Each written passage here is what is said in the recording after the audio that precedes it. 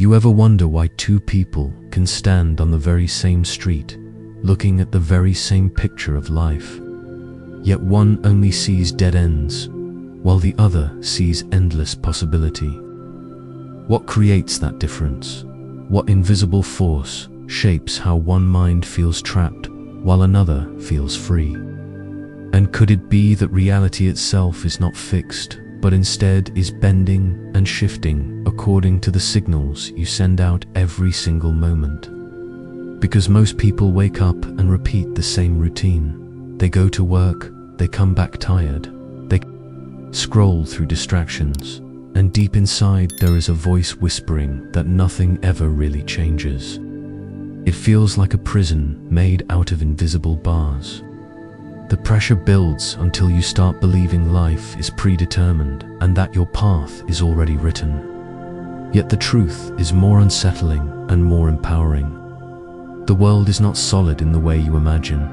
Modern physics showed it in the double-slit experiment, where particles behaved differently depending on the observer, proving that attention is not passive, it actually shapes the outcome, which means your beliefs and your emotional state are not harmless background noise.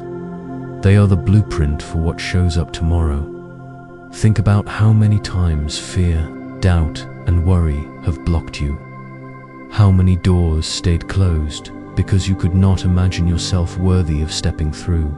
And then remember what Steve Jobs once revealed: everything you see around you was built by people no smarter than you. They decided to create instead of repeat. From a tiny garage he designed Apple, not because the world gave him permission, but because he saw possibility where others saw walls. And maybe right now you feel heavy, stuck, or powerless. Maybe your reality feels too loud, too demanding, and too small. But this weight is not permanent. It is simply a reflection of the vibration you carry. If you want to see a shift, you must first accept that you are not a passive passenger. You are the driver, the architect, the one who bends reality, and the first step is always a declaration. So if your current world feels too heavy, type in the comments, "I want to create a new reality right now," because even a single conscious act is the seed of transformation. But here comes the real challenge. If inside you are still full of fear, how can reality truly change? Reality only changes when you dare to step through fear, because fear is the thinnest wall yet. It keeps you away from the true power inside you. Most people treat fear like an enemy, like a chain that locks them down. But in truth, fear is not here to punish you. Fear is here to guide you to the exact place where your breakthrough waits. Think of the moments when you dreamed about starting something new, maybe launching a project, maybe sharing your voice, but then a single thought of failure held you back. Your chest tightened, your breath shortened, and you believed the feeling was proof you should stop. Yet what if the opposite is true? What if the presence of fear is the sign that you are standing at the doorway of growth? Biologists explain that fear first evolved to keep humans safe from predators. The rush of adrenaline once helped us escape danger, but in the modern world, it often appears not because of lions or storms, but because of imagined threats like rejection, loss, or shame. Harvard research shows how anxiety lights up the amygdala, the brain's alarm system, but they also found that cognitive reframing, the art of changing how you label the feeling, can calm the storm and turn panic into focus. This means fear is not a wall of stone, it is a curtain, and the moment you pull it aside, you find the space to step forward. Oprah Winfrey once stood on that edge, born into poverty, surviving abuse, carrying the belief that she was not enough. Every voice around her echoed that story, but she chose to walk into fear. She reframed pain into fuel. She spoke her truth, and in doing so, she unlocked a strength that made her the face of media across the world. If she had obeyed fear, she would have remained invisible, but by turning toward it, she found her identity. You might think your fear is unique, too strong, too personal, yet it is the same doorway every great creator has walked through. Every time you shift from running away to leaning in, you expand your inner capacity.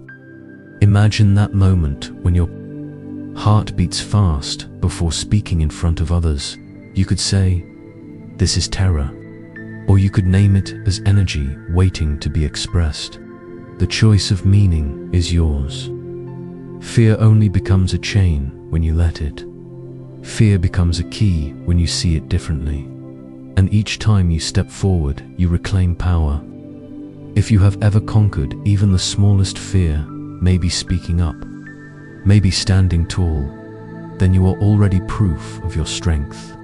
Show that proof now. Hit like and remind yourself that you are stronger than you think. And then ask yourself this: when fear has already softened, how can that energy be transformed into creative power? Emotions are fuel, and when you learn how to guide them, they become the strongest engine to carry you anywhere you want to go. Most people think emotions are an obstacle, something to fight or control. Yet the truth is that every feeling is energy in motion. When you wake up and feel stress pressing on your chest, when the endless demands of work drain your spirit, you often see emotions as an enemy. But imagine what happens if you begin to shift the lens, to realize that even the storm inside can be harnessed like wind, turning the blades of a turbine. Negative energy pulls you down. It narrows your focus. It whispers scarcity. It tells you that no matter what you do, nothing is enough. Positive energy, on the other hand, expands the mind. It opens you to solutions. It whispers abundance. It shows you that possibilities are everywhere. Barbara Fredrickson from the University of North Carolina proved this with her broaden and build theory. Her research revealed that positive emotions literally expand cognitive range, making you more creative, more resilient, more resourceful. This means happiness is not a luxury, it is a strategy. Frustration, on the other hand, when left unchecked, becomes a cage.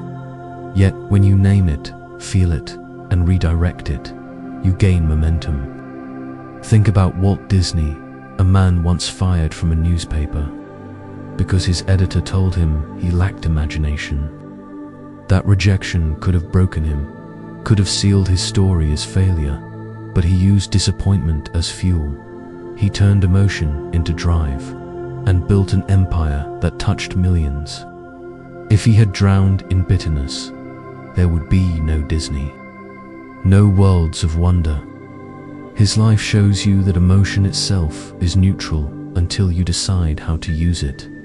So what about you? When you feel frustration, can you pause, breathe, and choose to see it as power waiting for direction? When joy rises, can you let it grow instead of dismissing it as fleeting? Every emotion carries energy. The key is whether you let it run wild or whether you place it into the engine of creation. Even stress can become strength when you label it as readiness. Even sadness can become art when you channel it. You are the one holding the steering wheel. The next time energy rises within you, claim it and say, "This belongs to me, this will serve me, this will create." If you are ready to use your emotions as creative energy, comment, "I choose creative power now." And then ask yourself, how? Do you hold on to positive emotions when life still throws endless challenges at you? It is not about removing the storm. It is about becoming the eye of the storm, the silent center within chaos. Life will always bring turbulence. You may lose your job, see bills stacking, feel like the ground is disappearing under your feet. In those moments, the mind screams, the heart races, and fear convinces you that the world has collapsed. Yet the truth is, storms are natural. but peace exists right at the center if you dare to step into it. The key is not fighting the waves, but anchoring yourself so deeply that the waves no longer control you. One simple way is through breath. Each slow inhale tells the nervous system you are safe. Each exhale teaches the body to release tension. Stanford research has shown that mindfulness practices reduce cortisol, the stress hormone, and build resilience against emotional storms. When you breathe consciously, you create space between the chaos outside and the calm inside. That space is where clarity appears. Another practice is observation. Instead of drowning in anger or sadness, you learn to witness them. You are not the storm, you are the sky holding it. This shift stops identification with pain and begins empowerment. Consider the story of an American veteran who returned from the Iraq War. He carried the weight of trauma, the flashbacks, the nightmares, the endless fight with his own mind. Post-traumatic stress nearly consumed him, but he discovered meditation. At first it was only minutes a day, sitting still, watching the breath.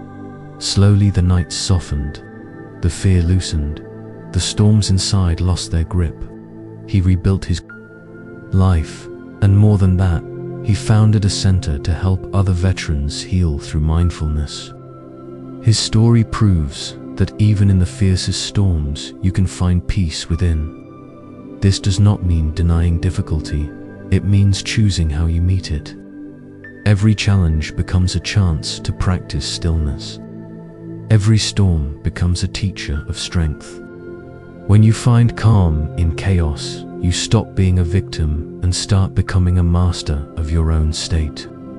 If you want to practice holding silence in the storm, press like to commit to yourself, and then ask, once you find stillness, how do you turn the focus of your attention into true creative power? Where you place your attention, life begins to bloom. Attention is not just awareness, it is the most powerful creative tool you carry every single day. Think about it. When you constantly stare at problems, they expand, they consume your energy, and they seem impossible to escape. Yet when you shift focus toward solutions, opportunities, or even the smallest sparks of progress, those seeds start to grow. Your mind works like a spotlight. Whatever the beam touches gets brighter. If it stays on fear, fear multiplies. If it shines on growth, growth multiplies. Neuroscience explains this clearly. The brain changes according to repeated patterns of focus, a process known as neuroplasticity. Circuits that fire together, wire together. So every time you direct attention toward gratitude, creativity, or strength, you are literally rewiring the brain to make those states easier and more natural. Every habit of focus becomes a groove in the mind, a path that shapes reality. This is not theory, this is proven biology. Consider the story of Michael Phelps, the most decorated Olympic swimmer. Before each race, he did not only train his body, he trained his mind. He imagined in detail every stroke, every turn, every finish so vividly that when the real race came, his body simply followed what the mind had rehearsed. The result was 23 Olympic gold medals. That is the raw strength of attention. If a swimmer can master the stage of the world by rehearsing focus, imagine what you could create in your own life by choosing where to shine the spotlight. If you give your attention to doubt, doubt blossoms. If you give it to courage, courage blossoms. It is that simple, yet that powerful. Each morning, ask yourself, what am I watering today? Am I watering weeds, or am I watering flowers? The more conscious you become, the more intentional your reality becomes. The light of your attention is your magic, but you must claim it, not let it be hijacked by distraction, fear, or noise. Comment "I choose focus" to remind yourself that you are in charge of the spotlight of your life. And now ask yourself this: is attention alone enough, or what truly transforms it into clear reality? Attention is the arrow, but belief is the bow pulled tight. You may direct your focus with care, yet without belief behind it, the arrow falls short. Belief is the silent architect of your reality. It whispers what is possible and what is not, often before you even begin. Imagine studying day and night, pouring hours into books, yet carrying a quiet conviction that you are not intelligent enough. That single belief will drain energy, weaken consistency, and eventually push you to quit. Beliefs shape your limits. They are the invisible fence around your potential. Science proves this through the placebo effect. Patients given sugar pills, but told they are medicine, often show real healing, sometimes measurable in their physiology. This is not magic. It is the raw force of belief altering the body. If the mind can heal cells, what else can it build when belief aligns with focus? History echoes this truth. Henry Ford once declared, "Whether you think you can or you think you cannot, you are right." His conviction was not simply words. It was the foundation of the American automobile industry. He believed in mass production when others laughed. That belief fueled innovation, organization, and persistence until the world itself changed. Without that conviction, cars might have remained luxury toys instead of everyday tools. Your life mirrors the same law. Every action you take is filtered through what you think is possible.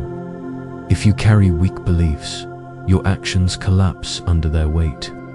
If you carry strong beliefs, your actions multiply in power.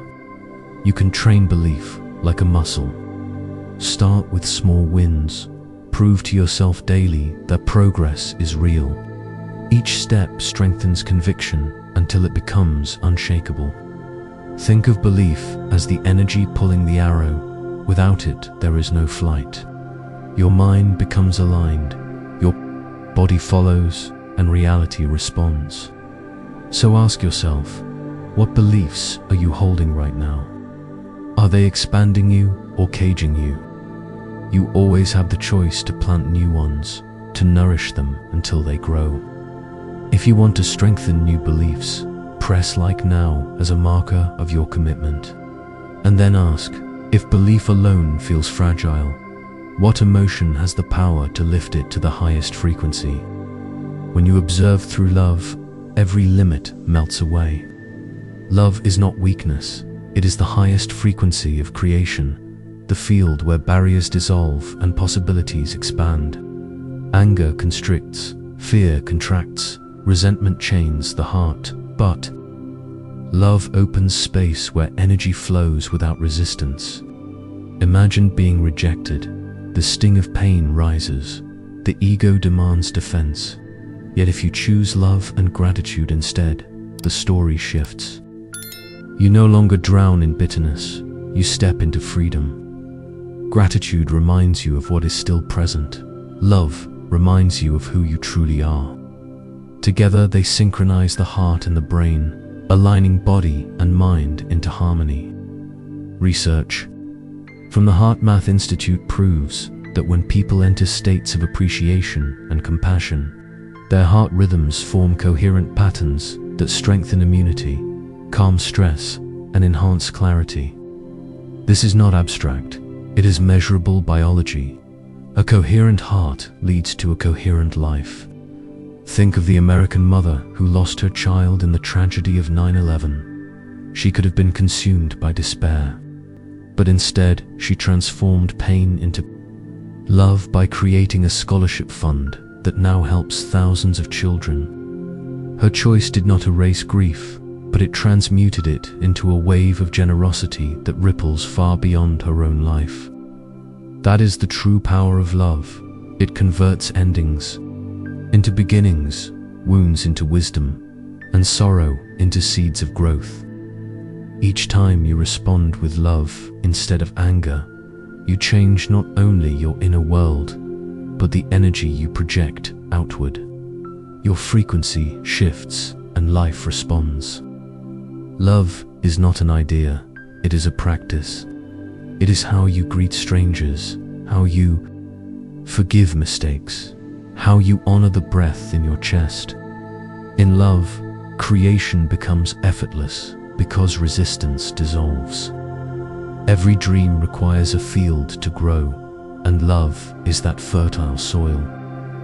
Comment "I choose love" to send out the highest signal. You can give, and yet a question rises.